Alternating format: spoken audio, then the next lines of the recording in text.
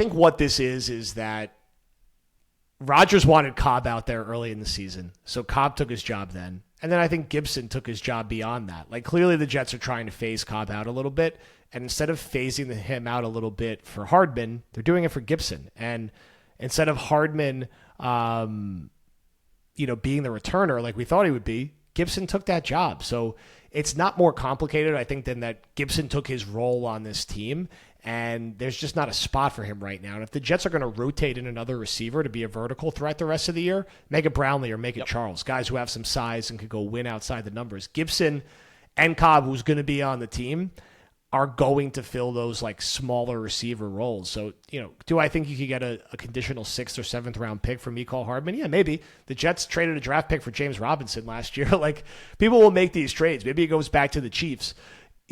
Carl Lawson, I don't know who's taking that money. I don't know who's taking that contract with how Lawson's looked. He doesn't look healthy.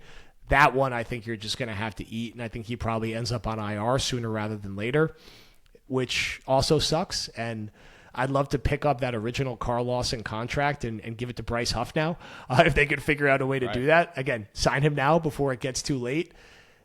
I don't want to. Now is not the time to stand here and destroy Joe Douglas on these signings. They're frustrating. They're also not like total disasters with the total money that you're paying guys like Hardman and Dalvin Cook and some of these other smaller ones that didn't work out.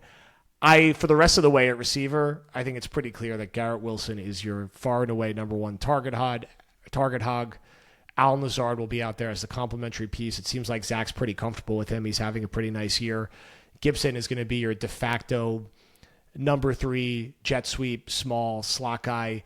Any spillover after that, you get some Cobb situationally, and then start rotating in the young guys, and Brownlee and Charles, and that's going to be it. I mean, what with Hardman, Lawson, anybody else?